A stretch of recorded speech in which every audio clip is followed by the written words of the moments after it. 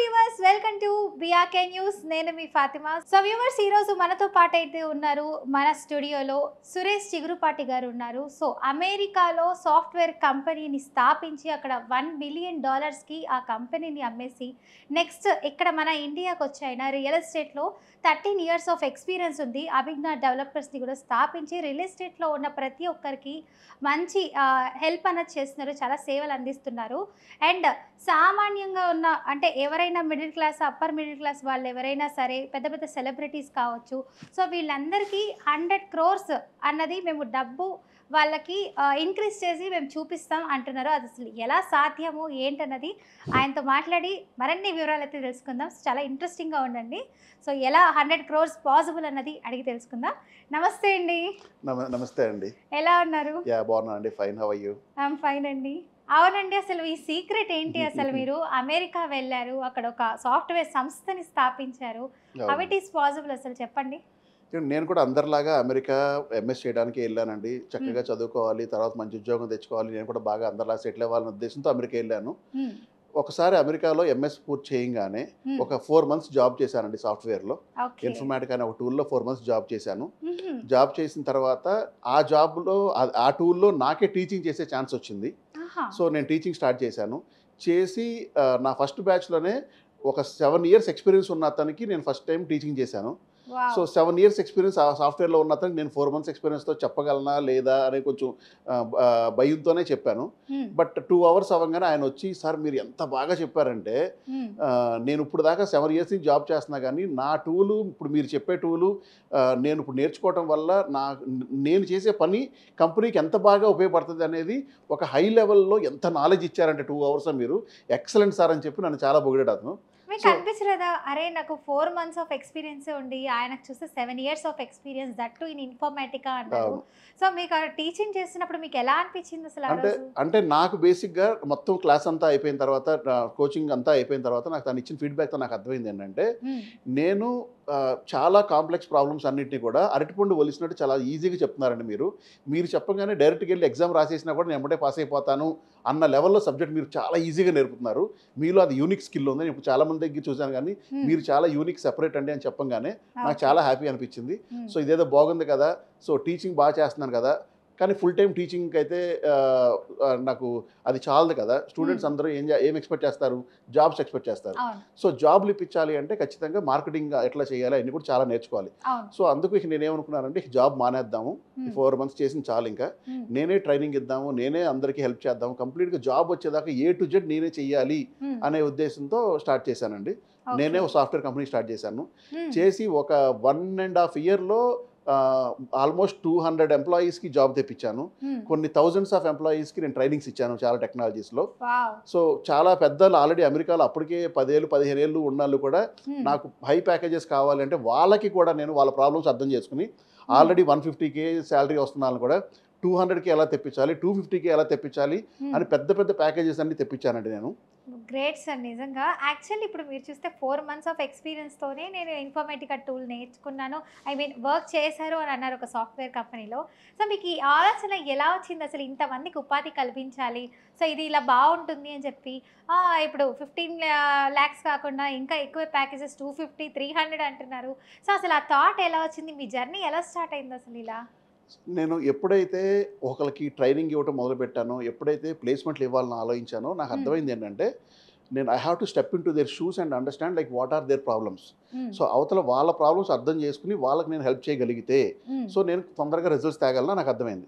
So అప్పటి నుంచి నా వే ఆఫ్ థింకింగ్ ఎలా అయిపోయిందంటే, ఇక నా గురించి ఆలోచించుకోవడం కాకుండా వాళ్ళకి ఎలా హెల్ప్ చేయాలి, వాళ్ళ ప్రాబ్లమ్స్ ఏంటి, వాళ్ళ గ్యాప్స్ ఎట్లా ఫిల్ చేయాలి అని ఆలోచించి నేను అప్పుడు అట్లా ట్రై చేయడం వల్ల, అట్లా డిఫరెంట్గా ఆలోచించడం వల్ల నేను ఎంతోమందికి ఎన్నో ప్రాబ్లమ్స్ సాల్వ్ చేశాను, పెద్ద పెద్ద ప్యాకేజెస్ తెప్పించగలిగాను, ఎంతోమందికి జాబులు తెప్పించగలిగాను. నేను ఇంత బాగా చేయడం చూసి ఒక 1.5 yearలో ఒక కంపెనీని 100 మందితో నేను ఎస్టాబ్లిష్ చేస్తే ఒక పెద్ద MNC కంపెనీ వచ్చి నా కంపెనీని ఎక్వైర్ చేసుకుని నాకు $1 million ఇచ్చి నన్ను వాళ్ళ కంపెనీలో వైస్ ప్రెసిడెంట్గా తీసుకున్నారండి అప్పుడు నాకు. సో అమెరికాలో MS అయిపోయిన 2 yearsలోనే నేను ఒక మిలియనీర్ అయిపోయాను. ప్లస్ ఒక కంపెనీకి నిజంగా వైస్ అండి, ప్రెసిడెంట్ అయ్యాను. చాలా మందికి ఇప్పుడు వీసా వస్తే అమెరికా ఎలా వెళ్ళాలి అని ఒక థాట్ ఉంటుంది. వచ్చిన తర్వాత జాబ్లో ఎలా జాయిన్ అవ్వాలి అని ఇంకొక థాట్. అవును, అవును, జాబ్ అమ్మ ఈ జాబ్ ఇలా కంటిన్యూ అయితే చాలు, నెక్స్ట్ ఏంటి అని ఆలోచించరు అనమాట. అవును. సో అలాంటిది 1.5 ఇయర్లోనే మీరు 4 మంత్స్ ఎక్స్పీరియన్స్ నుంచి స్టార్ట్ చేసి ఇప్పుడు 2 ఇయర్స్లోనే మీరు వన్ ఆఫ్ ది మిలియనర్ అయిపోయి ఉన్నారు. సో అసలు ఎలా సాధ్యమైంది? నెక్స్ట్ అక్కడ నుంచి మీరు ప్యాకేజెస్ ఇదంతా ఆలోచించారు ప్రతి ఒక్కరితోనూ ఇట్లా చేయాలి. సో వాళ్ళ ప్రాబ్లమ్స్ మెయిన్ నేను అర్థం చేసుకొని నేను ఇలా సాల్వ్ చేయగలుగుతాను అని అన్నారు. మరి రియల్ ఎస్టేట్‌లోకి ఎలా వచ్చారు అసలు? సో నేను ఇక్కడ అమెరికాలో నాకు అర్థమైంది ఏంటంటేనండి, నేను మైండ్ సెట్ అనేది కరెక్ట్గా రైట్ డైరెక్షన్లో మనం ఆలోచిస్తే so we can do wonders అనేది నా అబ్జర్వేషన్ అక్కడ నేర్చుకుందండి నేను. ఓకే. సో నా మైండ్ సెట్ అంటే అందరూ ఒకలాగా ఆలోచించి అందరూ మీరు అన్నట్టు జాబ్ ఎట్లా తెచ్చుకోవాలి లేకపోతే ఎట్లా సర్వైవ్ అవ్వాలని ఆలోచిస్తా అంటే నేను అసలు వాళ్ళకి సర్వైవల్ ఎలా ఇవ్వాలి, వాళ్ళకి జాబ్లు ఎట్లా ఇవ్వాలి, బెటర్ జాబ్స్ ఎలా ఇవ్వాలని నేను డిఫరెంట్గా ఆలోచించడం అనేది ఎప్పుడైతే మొదలు పెట్టానో దాంట్లో సక్సెస్ చూశానో, సో నాకు 1 మిలియన్ ఎప్పుడైతే వచ్చిందో అప్పుడు ఇంకా చాలు, మనం ఇక అమెరికాతో మనకి ఇంకా చాలు పని అయిపోయింది, మనం ఇంకా ఎక్కువ రోజులు అమెరికాలో ఉంటే అమెరికా మనల్ని వాడుకుంటుంది, ఇప్పుడు దాకా మనం అమెరికాలో మనం కెరియర్ కోసం వచ్చాము, ఇంకా ఉంటే మనం ఇరుక్కుపోతాం ఇక్కడ, మనం వెళ్ళిపోయి మన కంట్రీకి మనం సేవ చేయాలి అనే ఉద్దేశంతో ఇండియా వచ్చేసానండి. అసలు ఇంకొక క్వశ్చన్ అండి, చాలా మంది యూఎస్ వెళ్తే చాలు అక్కడ 1 రూపీ ఇక్కడ చాలా ఎక్కువ ఎక్స్పెన్సివ్ అనమాట. 75 80 అవుతుంది 1 రూపీ డాలర్ అక్కడ. సో అలాంటిది ఇంకా డబ్బు సంపాదించాలని అక్కడే ఉండకుండా మీరు ఎందుకు మళ్ళీ ఇండియాకి రావాలనుకుంటున్నారు? నాకు మొదటి నుంచి కూడా నేను నేర్చుకున్నది ఏదైనా సరే, నేను చేయాల్సింది ఏదైనా సరే సేవ నాకు ఇండియాలోనే చేయాలని కోరిక బలంగా ఉండేదండి. నాకు చిన్నప్పటి నుంచి ఒక ఇన్స్పిరేషన్ ఉంది, దానివల్ల నాకు ఇండియాలో ఇక్కడ మన వాళ్ళకి ఆ సేవ అందించాలి, నేను చేసే ప్రతి రూపాయి, నేను ఖర్చు పెట్టే ప్రతి రూపాయి కూడా మన వాళ్ళకి ఉపయోగపడాలి అనేది బలంగా నాకు ఫస్ట్ నుంచి కూడా ఇండియా మీద నాకు ఎక్కువ ప్రేమ ఎక్కువ వచ్చేయాలని ఫస్ట్ నుంచి అనుకున్నాను. లక్కీగా షార్ట్ టర్మ్లో నేను అంత సక్సెస్ చూశాను. సో ఇంకా చాలు, నాకు డబ్బు కూడా సంపాదించాను. అప్పుడు ఆ టైంలో డబ్బు ఎక్కడ ఇన్వెస్ట్ చేయాలో తెలియదు నాకు, ఎందుకంటే నేను బిజీగా ఉన్నాను, నాకు టైం లేదు, అసలు ముందు టైం ఇంపార్టెంట్, నాకు టైం లేదు. అందరూ 40 అవర్స్ జాబ్ చేస్తా అంటే నేను 100 అవర్స్ వర్క్ చేసేవాడిని. మండే లేదు, సండే లేదు, సాటర్డే లేదు, అన్ని రోజులు చేసేవాడిని 7 డేస్. సో రోజు అందరూ 8 అవర్స్ వర్క్ చేస్తుంటే నేను 12 అవర్స్, 13 అవర్స్, 14 అవర్స్, 15 అవర్స్ కూడా వర్క్ చేస్తూ ఉండేవాడిని. మీకు ఒక్కసారి కూడా కోపం, బోరింగ్ ఇలాంటివి వస్తాయి కదా చాలా మందికి. సో అలా అబ్బా చాలే ఏం వర్క్ చేస్తాం, బయటికి వెళ్దాం, ఇట్లా ఎప్పుడు అనిపించలేదు? ఏమంటే ఒకసారి అందరికీ మనం సక్సెస్ తీసుకురావడం అనేది ఎంజాయ్ చేయడం మొదలు పెడితే అసలు చాలా హ్యాపీనెస్ ఉంటుందండి దాంట్లో.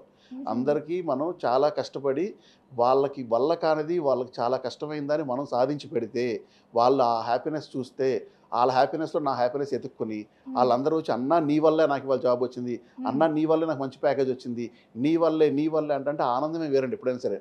సార్ ఇప్పుడు మీరు రియల్ ఎస్టేట్లోకి అసలు ఎలా వచ్చారు? నేను ఇండియా వచ్చిన తర్వాత ఇండియాలో ఫస్ట్ సాఫ్ట్వేర్ కంపెనీ ఇక్కడి నుంచే నా అమెరికా కంపెనీని రన్ చేశానండి. నాకు ఇక్కడ ఒక 200 మంది ఎంప్లాయీస్ ఉండేవాళ్ళు నాకు ఇక్కడ స్టాఫ్. సో ఇక్కడి నుంచి రన్ చేస్తూ ఉండగా నేను చేసింది ఏంటంటే, నా సాఫ్ట్వేర్ కంపెనీ కాకుండా నాకు అది నైట్ షిఫ్ట్ కాబట్టి ఇక్కడ డే టైమ్ యాక్టివిటీ ఏదైనా చేయాలని చెప్పి, నాకు ఇంకొక ఇన్కమ్ ఉండాలని చెప్పి ఇంకొక బిజినెస్ చేద్దామని ఫస్ట్ బెంగళూరులో రియల్ ఎస్టేట్ స్టార్ట్ చేశానండి. ముందు బెంగళూరులో ఒక ల్యాండ్ కొని ఒక 4 crores దాంట్లో బిల్డింగ్ కడదామని చెప్పి అపార్ట్మెంట్ కడదామని స్టార్ట్ చేశాను. నేను స్టార్ట్ చేసిన తర్వాత వెంటనే మోడీ ప్రైమ్ మినిస్టర్ అయ్యి వెంటనే డిమానిటైజేషన్ వచ్చింది. ఇనీషియల్గా నేను చేసింది ఒకటి ఏంటంటే, నాకు తెలిసిన వాళ్ళకి ముందు కొంతమంది తక్కువలో ఇద్దాము, మనకి ఎంత కాస్ట్ పడుతుందో అంత తక్కువలో ఇస్తే వాళ్ళు హ్యాపీ ఫీల్ అవుతారు కదా అని నా రిలేటివ్స్, నా అనుకున్న కొంతమందికి తక్కువలో కొన్ని ఫ్లాట్స్ ఇచ్చానండి. ఇచ్చి నాకు కొంత డబ్బులు వచ్చినాయి క్యాపిటల్ బిల్డింగ్ కడటానికి, దాంతో స్టార్ట్ చేశాను. బట్ ఎప్పుడైతే ఈ మార్కెట్ మొత్తం డిమానిటైజేషన్ వల్ల మొత్తం ఇండియా రియల్ ఎస్టేట్ అంతా బాగా డౌన్ అయిపోయిందో, ఆ టైంలో నేను స్ట్రగుల్ అయ్యాను అందరితో పాటు.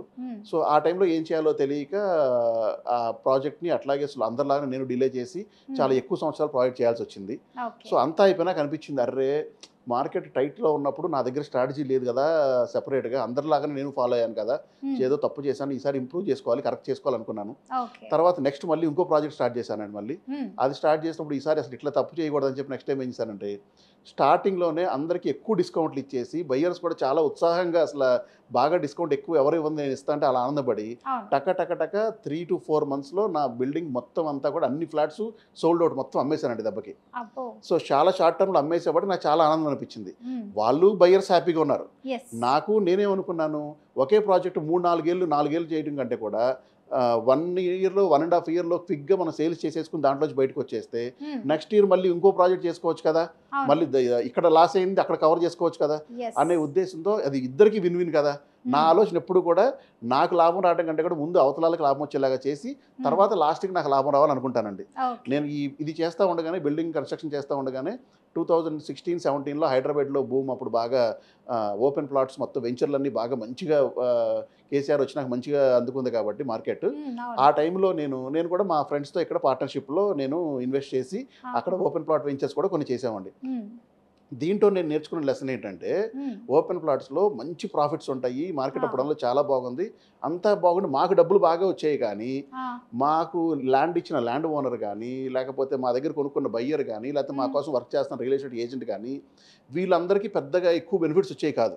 సో అంటే ఇక్కడ టిపికల్గా మనకి హైదరాబాద్ రియల్ ఎస్టేట్ ఎట్లా ఉందంటేనండి, మొత్తం అంతా కూడా డెవలపర్లు కానీ బిల్డర్లు కానీ అందరూ ఎట్లా ఆలోచిస్తారంటే, ఎక్కువ మంది ముందు మనం బాగుండాలి, మనకు లాభం రావాలి, ఆ తర్వాతే మిగతా వాళ్ళు అనుకుంటారు.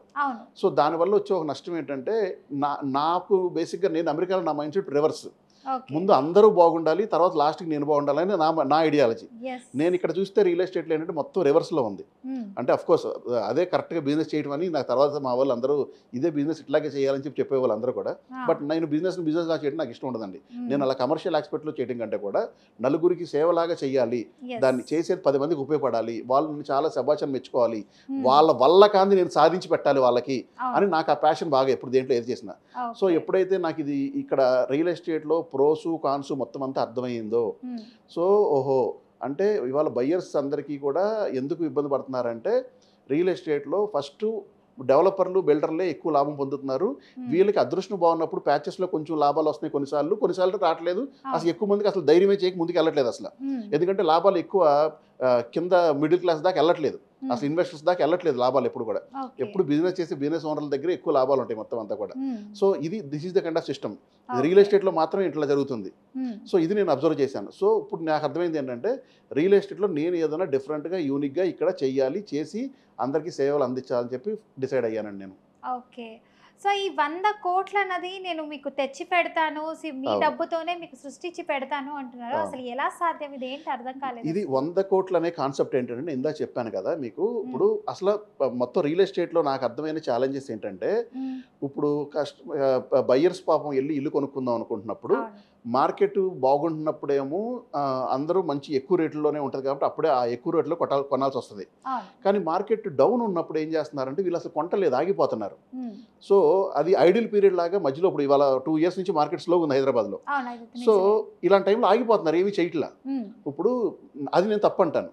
ఎందుకంటే ఎప్పుడైనా సరే మార్కెట్ని నేను ఒక 2 రకాలుగా చూస్తాను. అందరూనేమో మార్కెట్ బాగుందా బాగాలేదా, డల్లా, లేకపోతే క్రాషా, పిచ్చి మాటలన్నీ భయపెడతా ఉంటారు. నేను ఎలా చూస్తానంటే, మార్కెట్ బయ్యర్స్ మార్కెట్, సెల్లర్స్ మార్కెట్లా చూస్తానండి నేను. సెల్లర్స్ మార్కెట్ అంటే ఏంటంటే, సెల్ చేసేవాళ్ళు అంటే డెవలపర్లు బిల్డర్లు, వాళ్ళు బాగుండేలాగా, వాళ్ళకి ఎక్కువ మార్జిన్స్ వచ్చేలాగా, మార్కెట్ బాగున్నప్పుడు వాళ్ళు బాగా ఎక్కువ ప్రాఫిట్స్ తీసుకుంటారు. సో తర్వాత మార్కెట్ డౌన్ ఉన్నప్పుడు దిస్ ఈజ్ బయ్యర్స్ మార్కెట్ అండి. ఇది అందరూ తెలియట్లేదు. సో బయ్యర్స్ మార్కెట్లో ఏం చేయాలంటే, బయ్యర్సే యాక్టివ్గా ఉండాలి, వీళ్ళే బాగా ఇల్లులు కొనాలి. వీళ్ళు వెళ్ళి సెల్లర్స్ దగ్గరికి వెళ్ళి నాకు ఈ రేటుకి కావాలని చెప్పి మనం గట్టిగా అడిగితే ఆ టైంలో ఇస్తారు. ఎందుకంటే వీళ్ళకి సేల్స్ స్లోగా ఉంటాయి కాబట్టి. ఒక 4 సేల్స్ మీద సంపాదించేది 6 సేల్స్ చేసినా కూడా అంతే లాభం వచ్చింది అనుకుంటే, ఈ నెలలో 6 సేల్స్ చేసినా నాకు ఆ లాభం వస్తుంది కదా అని వీళ్ళు తగ్గించి అమ్ముతారు. కానీ వీళ్ళు ధైర్యం చేసి ముందుకు వెళ్ళరు. వీళ్ళు మార్కెట్ డౌన్ అనేటప్పుడు ఇంకా డౌన్ అయిపోద్దేమో అని ఏదో ఆశగా ఎదురు చూస్తూ ఉంటారు. రియల్ ఎస్టేట్లో ఇంకా డౌన్ అయిపోవడం అనేది ఉండదండి. భూమి మీద రూపాయి పెట్టింది ఎప్పుడు కూడా కిందకి వెళ్ళడం అనేది ఉండదు. ఎప్పుడు అయితే పైకి వెళ్ళాలి, లేదంటే అక్కడ కొన్నాళ్ళు ఆగాలి. అంతేగాని ఎప్పుడు కూడా మనం ఇవాళ ₹1,00,000 గజం ఉన్న స్థలం ఏది కూడా 50,000కి పడిపోదు, ఎప్పటికీ పడిపోదు. 1,00,000 కొన్ని రోజులు, 1 సంవత్సరం, 2 ఏళ్ళు, 3 ఏళ్ళు ఒకసారి స్ట్రక్ అయ్యి ఐడియల్గా అట్లా ఉంటుంది. మళ్ళీ ఒకసారి ఈ 3 ఏళ్ళది కూడా కవర్ చేసుకుని 1,50,000, 1,70,000కి వెళ్ళిపోతుంది ఒకేసారి. So this is the trend in real estate. ఇది అర్థం కాక ఎక్కువ భయాలతో మన మైండ్ సెట్ కూడా మనాలకి ఎక్కువ ఈ రిస్క్ చేయాలి అంటే భయం, ఏదన్నా ధైర్యం చేయాలంటే భయం. ఈ భయాల వల్ల ఏంటంటే అసలు కరెక్ట్గా బయ్యర్స్కి ఉన్న టైంలో, ఆపర్చునిటీ ఉన్న టైంలో వీళ్ళు ఆపర్చునిటీ తీసుకోవట్లేదు. మిడిల్ క్లాస్ వాళ్ళందరూ చేస్తున్న పెద్ద మిస్టేక్ ఏంటంటే, వాళ్ళ మైండ్ సెట్కి అసలు వాళ్ళకి ఛాన్స్ ఉన్నప్పుడే వాళ్ళు తీసుకోరు. ఆ సెల్లర్స్ ఛాన్స్ ఉన్నప్పుడు ఎప్పుడు సెల్లర్స్ తీసుకుంటూ ఉంటారు డబ్బులు. సో మీకు ఒక ఎగ్జాంపుల్ చెప్తా. సపోజ్ ఒక షర్ట్ కొనాలి లేదా ఒక సూట్ కొనాలి అంటే, మనం లూయిస్ ఫిలిప్కి వెళ్ళి కొనాలి అంటే అది ₹5,000 షర్ట్ ఉందంటే మనం చాలా తెలివితేటలు వాడతాం. మిడిల్ క్లాస్ వాళ్ళు తెలివితేటలు మామూలుగా ఉండవు. ఏం చేస్తారు, ఎక్కడ ఆఫర్ ఉంటుందా, ఎక్కడ సేల్ ఉంటుందా, ఏ టైంలో ఏ పండక్కి సేల్ ఉంటుందా, లేదా ఏ కూపన్ ఉంటుందా, అసలు ఎన్ని తెలివితేటలు పడతారు ఒక 5,000 రూపాయలు వస్తువు కొనడానికి. ఆషాఢాలు అని చెప్పి సో చాలా ఉన్నాయి సో మార్కెట్లో. సో అదేంటి అక్కడ బేసిక్గా అక్కడ షాపులో ఏమో మార్కెట్ బాగున్నప్పుడేమో న్యూ అరైవల్స్లో ఫుల్ అమౌంట్ తీసేసుకుంటారు వాళ్ళు. అవును.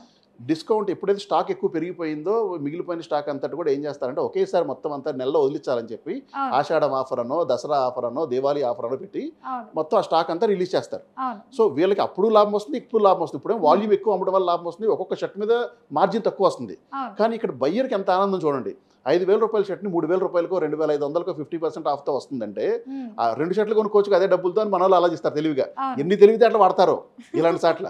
కానీ రియల్ ఎస్టేట్ అసలు ఏమండి 5,000 రూపాయలు 2,000 సంపాదించుకుంటే లాభం వస్తుందా? 50 లక్షలు కోటి రూపాయలు పెట్టి కొనే సాటికి వెళ్ళి ఒక 10 లక్షలు 20 లక్షలు బేరం ఆడి ఆ టైంలో దెబ్బకి 20 లక్షలు బెనిఫిట్ పొందితే ఆనందంగా ఉంటుంది. ఎప్పుడేం చెప్పండి, 20 లక్షలు తెచ్చుకోవడం అనేది తెలివితేటలు. బట్ దీన్ని వాడరు.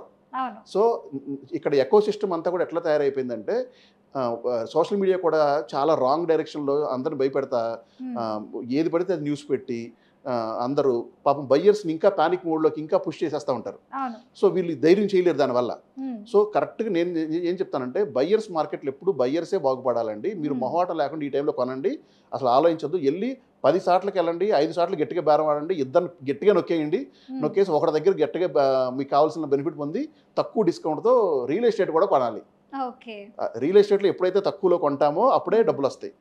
సో ఎక్కువ లాభం వస్తుంది, తొందరగా అప్రిషియేషన్. మార్కెట్ పెరగంగానే ఇవాళ 50 లక్షల ఫ్లాట్ని 40 లక్షలకి 42 లక్షలకి కొన్నాం అనుకోండి తక్కువలో, మార్కెట్ డౌన్లో ఉండగా, రేపు మార్కెట్ పెరగంగానే వెంటనే 60-70 దాని అసలు రేట్ వచ్చేస్తుంది. సో అక్కడ బెనిఫిట్ వస్తుంది. సో మీరు రియల్ ఎస్టేట్ బయ్యర్ సెల్లర్ అని చెప్పి వీటి గురించి చెప్పారు బాగానే. సో ఇప్పుడు మెయిన్ పాయింట్ ఈ 100 crore అన్నది ఎలా సాధ్యం? చెప్తానండి. 100 కోట్లు ఎట్లా సాధ్యం అంటే ఇప్పుడు బేసిక్గా ఇప్పుడు మనకి ఇన్వెస్టర్స్ అందరికీ కూడా డబ్బులు ఉన్న వాళ్ళకి, మనకి లోన్ ఫెసిలిటీ ఉన్న వాళ్ళందరూ కూడా వెళ్ళి ఎక్కువ ఏం చేస్తారంటే ఏదైనా ఒక విల్లా ఎక్కడన్నా స్టార్ట్ చేస్తా అంటే ప్రీ లాంచ్ అని చెప్పి, లేదంటే ఒక హై రైజ్ అపార్ట్మెంట్ స్టార్ట్ చేస్తుంటే ప్రీ లాంచ్ అని చెప్పి వెళ్ళి ప్రీ లాంచ్లోకి వెళ్ళి డబ్బులు తక్కువ డిస్కౌంట్లో కొంటారు. బట్ ప్రీ లాంచ్లో ప్రాబ్లమ్స్ ఏంటంటే చాలా ప్రాబ్లమ్స్ ఏంటంటే ప్రీ లాంచ్లో మనం కరెక్ట్ పర్సన్ని కరెక్ట్ కంపెనీని చూస్ చేసుకోవడం అనేది అదొక పెద్ద కష్టమైన పని అందరికి, ఎక్కువ మందికి. సో అది జడ్జిమెంట్ తెలియక చాలా మంది ఎక్కడో ఇరుక్కుపోతూ ఉంటారు. డబ్బులు ఇచ్చి వాళ్ళు డబల్ చేసి పెడతామని చెప్పి మోసాలు చేసి చాలా మంది ఇరికిస్తూ ఉంటారు. సో ఇది ఎవరో 2-3 సఫర్ అయ్యారు, 10 మంది సఫర్ అయ్యారని చెప్పి మిగతా 100 మంది అసలు దాంట్లోకి వెళ్లకుండా ఆ బెనిఫిట్ పొందకుండా మిస్ అవుతున్నారు. సో కరెక్ట్ జడ్జిమెంట్తో కరెక్ట్గా ఎర్లీ స్టేజ్లో ప్రాజెక్ట్ స్టార్ట్ అవుతున్నప్పుడు వెళ్ళి తక్కువలో తీసుకుని కరెక్ట్ టైంకి అయిపోతే ఎప్పుడు లాభం వస్తుంది.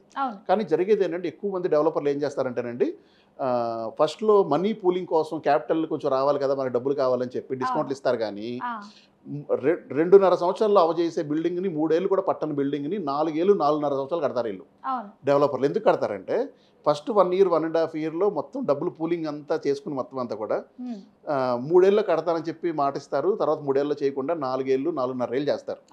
సో దీనివల్ల ఏంటంటే పాపం వీళ్ళకి ఫస్ట్లో మనకి 60% డిస్కౌంట్ వచ్చిందో లేదా 40% డిస్కౌంట్ వచ్చింది ఏదైనా, వాళ్ళు 3 ఏళ్ళు కట్టేది 4 ఏళ్ళు 4.5 ఏళ్ళు పడుతున్నప్పుడు ఏమవుతుందంటే వాళ్ళకి ఇంట్రెస్ట్ క్యాలిక్యులేట్ చేసుకుంటే మళ్ళీ నార్మల్ ప్రాఫిట్ వస్తుంది తప్పితే ఎక్కువ ప్రాఫిట్ రావట్లా. అదే మాట ప్రకారం 3 ఏళ్ళలో ఇచ్చేస్తే మాత్రం డెఫినెట్గా మంచి ప్రాఫిట్ వస్తుంది. సో ఇది జరగట్లా మార్కెట్లో. సో నేను ఇప్పుడు 100 crore క్లబ్లో అని చెప్పి నేను ఇప్పుడు ఏం చేస్తున్నా అంటే నా స్ట్రాటజీ ఏంటంటే అందరికీ ప్రతి సైకిల్ ఫాస్ట్గా అయిపోవాలంటే ఫస్ట్ ఒకసారి సపోజ్ ఒక 1 కోటి రూపాయలు పెట్టి ఒక ఫ్లాట్ 1,30,00,000 వాల్యూ ఉన్నదాన్ని 1 కోటి రూపాయలు నేను ఇచ్చాను అనుకోండి. నేను అనుకున్న టైంలో 2 సంవత్సరాల్లో దాన్ని ఫినిష్ చేసి ఇచ్చాను అనుకోండి, 1,30,00,000 వచ్చేస్తాయి కదా. మళ్ళీ నేను వెంటనే 1,30,00,000 పెట్టి ఇంకొక దాంట్లో వాళ్ళకి ఇన్వెస్ట్ చేయించి ఇంకో ప్రాజెక్ట్లో 1,75,00,000 విలువ గల ఫ్లాట్ని 1,30,00,000 ఇచ్చాను అనుకోండి. మళ్ళీ 2 yearsలో కరెక్ట్గా వచ్చేసాను అనుకోండి, మళ్ళీ 2 yearsలో 1,75,00,000 వచ్చేస్తుందిగా. మళ్ళీ వాళ్ళు ఇంకొక ప్రాజెక్ట్లో మళ్ళీ 2.5 కోట్ల విలువ గల ప్రాజెక్ట్ని 1,75,00,000 ఇచ్చాను అనుకోండి. మళ్ళీ వాళ్ళకి 2 yearsలో కరెక్ట్గా టైంకి ఇచ్చాను అనుకోండి, వాళ్ళకి లాభం వస్తుందిగా. సో ఇది ఏదైతే ఇప్పుడు మనకి ఆ బ్యాలెన్స్ అనేది మార్కెట్లో లేదో నేను అది ప్రొవైడ్ చేస్తున్నాను. So I just want to provide an ecosystem, a structured ecosystem where investors are getting good profits every 2 years, guaranteed profits. ఇలా ఇవ్వటం వల్ల ఏమవుతుందంటే నాతో లాంగ్ టర్మ్ ప్రయాణం చేయమంటా. నేను అంతకుముందు ప్రాజెక్ట్స్లో చేసినప్పుడు ఇందాక మీకు చెప్పాను, కొంతమందికి స్టార్టింగ్లో డిస్కౌంట్ ఇస్తే వాళ్ళు చాలా హ్యాపీగా ఫీల్ అయ్యారని. కానీ వాళ్ళు వన్ టైమే బెనిఫిట్ ఎంజాయ్ చేస్తున్నారు. నేను ఇప్పుడు ఏమనుకుంటున్నాను, ఇప్పుడు ఇలా ఎవ్రీ టైం కాదు ఇస్తానంటారా ఇలా benefit కాదు మీరు? ఒకరిని ఒక 2-3 ఏళ్లలో లాభం చూపించడం, 5 ఏళ్లలో లాభం, 5 ఏళ్లలో డబల్లో త్రిబుల్ అయిన వాళ్ళు కూడా ఉన్నారు నా దగ్గర డబ్బులు.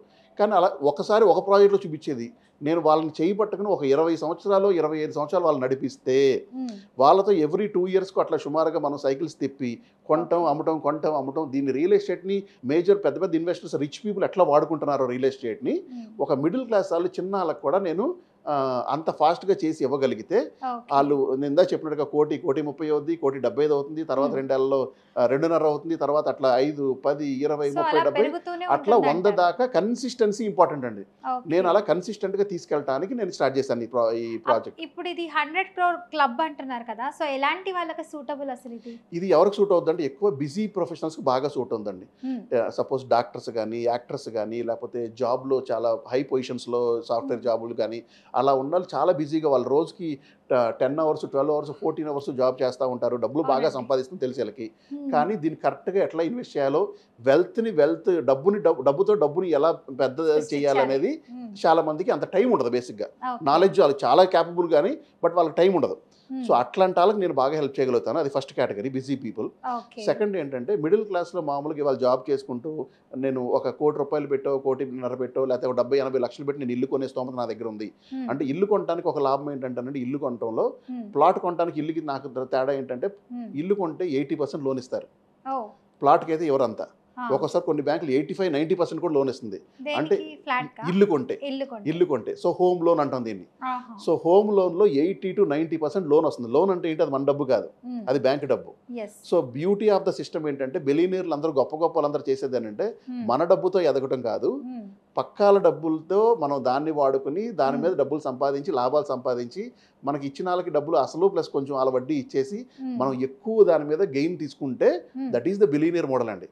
బిలియనీర్స్ అందరూ అట్లా సంపాదిస్తారు. నేను ఇప్పుడు ఇల్లు కూడా అందరికీ ఏంటంటే అలా మన ఇల్లును కూడా ఇన్వెస్ట్మెంట్గా వాడుకుని ఇల్లు కొనటాన్ని దాంట్లో డబ్బులు సంపాదించుకోవడానికి నేనేం చెప్తున్నానంటే, ఇప్పుడు ఒక 10 లక్షలు 20 లక్షలు మీ దగ్గర ఉంటే ₹1,00,00,000 ఇల్లు కొనొచ్చు మీరు, మీ దగ్గర లోన్ ఎలిజిబిలిటీ ఉంటే. సో అట్లా నాతో 1 or 2 సైకిల్స్ 3 సైకిల్స్ ట్రావెల్ చేస్తే ఈ లెవరేజ్ అంటాం దీని లోన్ తీసుకోవటాన్ని, ఈ లెవరేజ్ని ఇంకా పెద్దగా ఎలా వాడుకోవాలి. మొదట్లో మీరు 80 లక్షలు లోన్ తీసుకున్న దాన్ని 1 కోటి 2 కోట్లు 3 కోట్లు 10 కోట్ల దాకా లెవరేజ్ ఎలా తీసుకెళ్లాలో నా దగ్గర స్ట్రాటజీస్ ఉన్నాయి. సో మనం అంత లోన్ తీసుకోవడం మనకు వస్తే ప్లస్ ఆ లోన్కి డబ్బులు కట్టే ఈఎంఐ ఎట్ట కట్టాలంటారు కూడా నా దగ్గర సొల్యూషన్ ఉన్నాయి. ఎలా అండి? ఇప్పుడు మనం ఫస్ట్ 2-3 సైకిల్లో సంపాదించిన డబ్బులు దాచుకుని బ్యాంకులో పెట్టేస్తే అదే ఈమెయిల్ కట్టుకుంటూ ఉంటుంది. సో మనకి బడ్డం లేదు, జాబ్ చేస్తా బిజినెస్ చేస్తా మనకి టెన్షన్ ఉండకూడదు. సో ఎందుకంటే ఈఎంఐలు కట్టలేకపోతే బ్యాంక్ వాళ్ళు వచ్చి గొడవ చేసేస్తారు, మామూలుగా కాదు. సో మనకు ఆ టెన్షన్ ఉండకూడదు, పీస్ ఆఫ్ మైండ్ ఉండాలి. సో కాబట్టి ఫస్ట్ ఒక 2-3 సైకిల్ నాతో ప్రయాణం చేసి ముందు 20 లక్షలని 50 లక్షలు 70 లక్షలకి వెళ్ళేదాకా దాన్ని పెంచుదాం. ఇప్పుడు దాన్ని బ్యాంకులో పెట్టేసి లోన్లు ఎట్లా తెచ్చుకోవాలి, ఇంకెక్కువ లోన్లు తెచ్చుకోవాలి నేను హెల్ప్ చేస్తాను.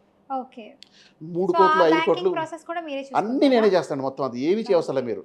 మీరు నా దగ్గరికి వచ్చి I'm ready for the game అని అంటే నేను మీకు 100 కోట్ల దగ్గరికి ఎంత ఈజీగా తీసుకెళ్లాలో నేను హెల్ప్ చేయగలను మీకు.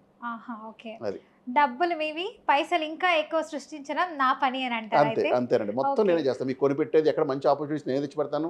మార్కెట్లో మీరు సింగిల్గా వెళ్తే మీకు ఆపర్చునిటీస్ దొరకవన్నీ కూడా. నేను నా సొంత ప్రాజెక్టులే కాకుండా నేను బయట ప్రాజెక్టులో సపోజ్ ఎవరో డెవలపర్ స్టార్ట్ చేశారు ప్రాజెక్టు, వాళ్ళకి మధ్యలో ఫైనాన్షియల్ క్రంచ్ వచ్చి వాళ్ళు ఇరుక్కున్నారు, స్లో అయ్యారు. అలాంటి వాళ్ళ దగ్గర సపోజ్ 200 కోట్ల ప్రాజెక్ట్ ఎవరు మొదలుపెట్టి మధ్యలో వాళ్ళ ఫండ్స్ లేకపోతే నేను వెళ్ళి కావాలో 20 కోట్లు 50 కోట్లు ఇవ్వమంటావని అడుగుతాను.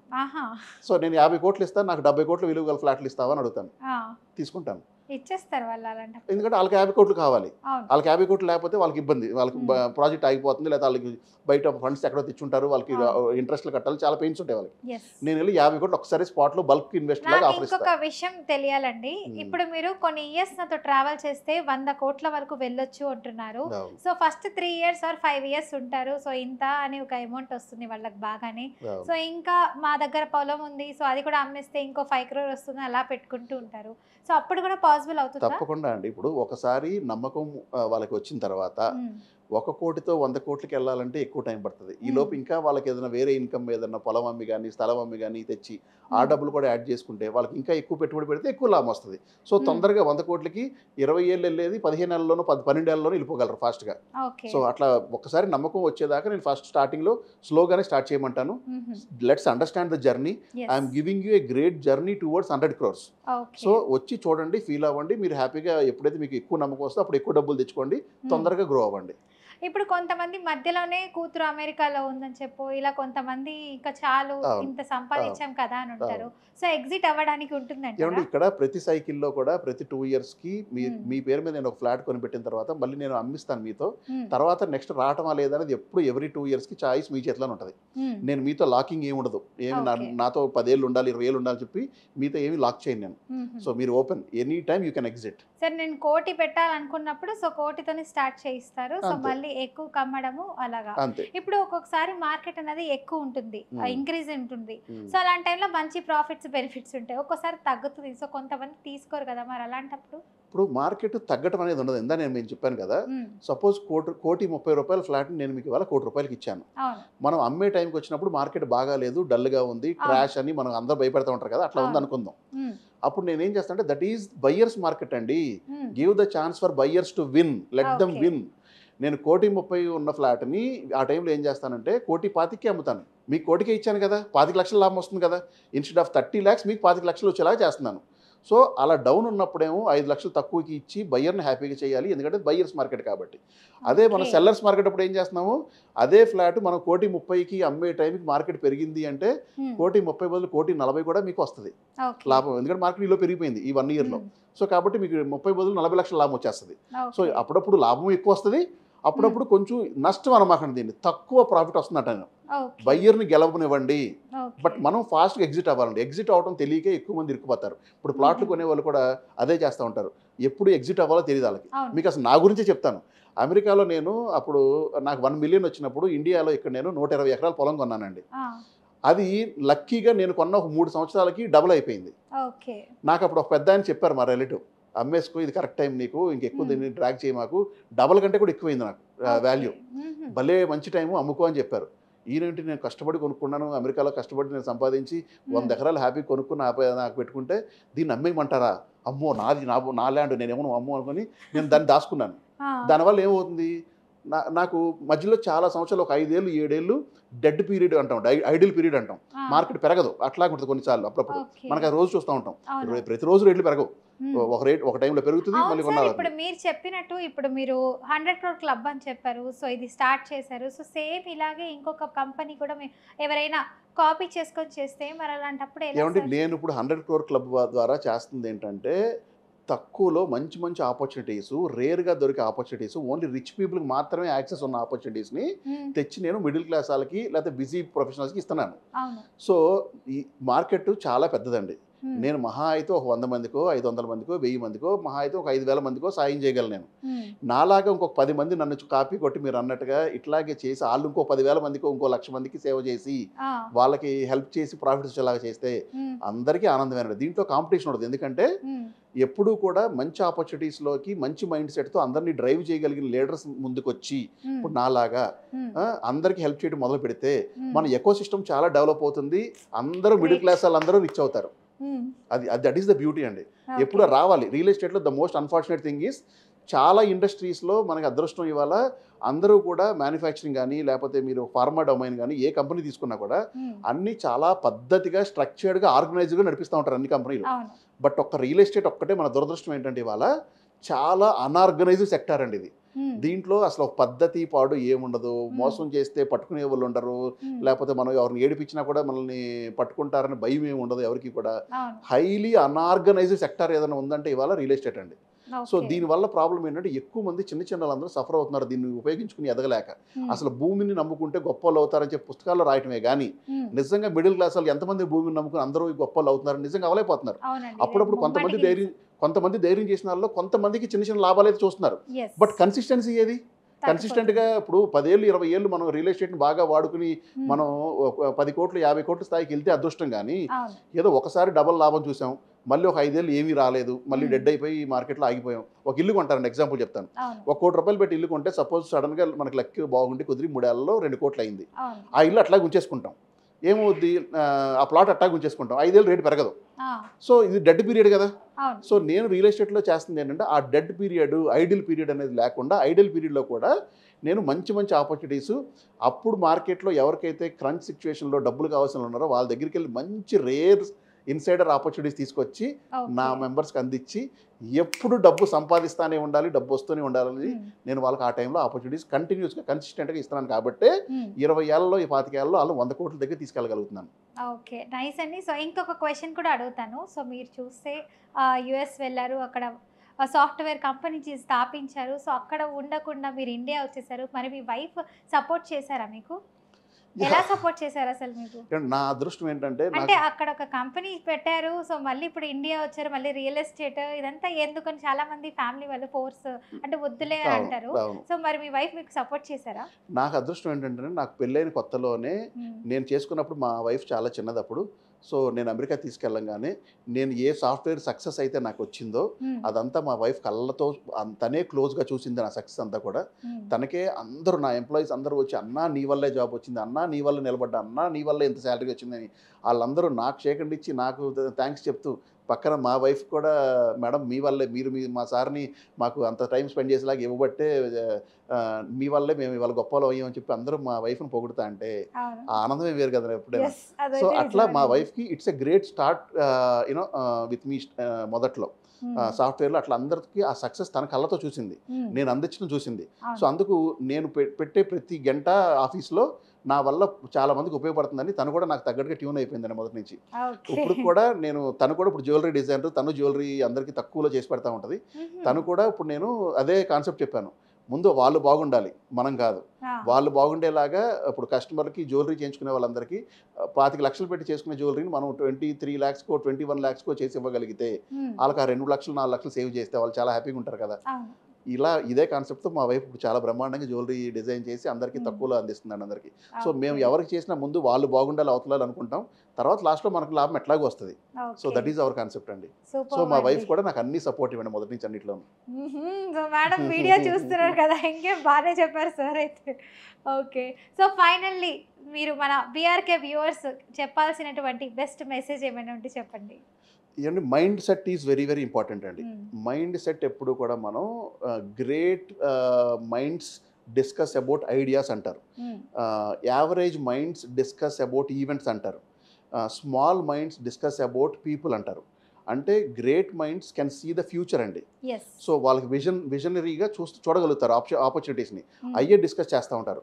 సో అందుకు మైండ్ సెట్ మనం మార్చుకోగలిగితే, మనం యావరేజ్ మైండ్ సెట్ లాగా లేకపోతే స్మాల్ మైండ్ సెట్ లాగా ఉండటం వల్ల, నేను ఇందాక మీకు చెప్పాను, అమెరికాలో అందరూ ఎంఎస్ అవ్వగానే ఎట్లా ఆలోచించారు, నాకు జాబ్ రావాలి, నేను బాగా సెటిల్ అవ్వాలి.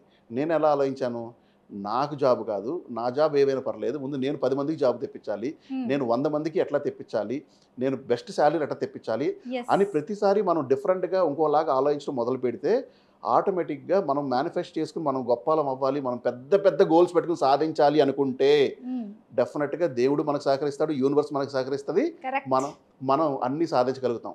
సో మన మైండ్ సెట్ కరెక్ట్గా ఉండాలి, గట్టి పెద్ద గోల్స్తో మనం మేనిఫెస్ట్ చేసుకోవాలి, చేసుకుంటే ఎవ్రీథింగ్ ఈజ్ పాసిబుల్. నేను ఇవాళ 100 crores కూడా చెప్పంగానే అందరికి ఆశ్చర్యం వేస్తూ ఉంటుంది, ఏంటి 100 కోట్ల అనుకుంటారు. కానీ బలంగా కోరుకుని మనకి కరెక్ట్ ఎకో సిస్టమ్ని మనం బిల్డ్ చేసుకుని అందరం కలిసి ట్రావెల్ చేస్తే everything is possible. Okay, super అండి. సో వ్యూవర్స్ చూసారు కదా, ఇంకా నేనేం చెప్పనవసరం లేదు, క్లియర్ కట్గా మంచిగా మనకి ఎక్స్ప్లెయిన్ చేసేసారు సురేష్ చిగురుపాటి గారు. సో ఇంకా ఏదైనా అడగాలి, డౌట్స్ ఉన్నాయి, సో మాకు కూడా 100 క్లబ్లో మాకు కూడా ఒక మెంబర్గా జాయిన్ అవ్వాలి, సో ఇలాగే జర్నీ స్టార్ట్ చేయాలనుకున్న వాళ్ళు వెంటనే కింద స్క్రోల్ అవుతున్న నెంబర్కి కాల్ చేయండి. సో పూర్తి డీటెయిల్ అయితే మీకు ఇచ్చేస్తారు. అండ్ లేదు మేము మాట్లాడలేం డైరెక్ట్గా అని ఏదైనా డౌట్స్ ఉంటే కమెంట్ రూపంలో తెలియజేయండి. సో దీన్ని చూసుకొని నెక్స్ట్ ఎపిసోడ్లో కలుద్దాం. అందరికీ చూస్తున్నానండి బీఆర్కే న్యూస్, సైనింగ్ ఆఫ్ మీ యాంకర్ ఫాతిమా.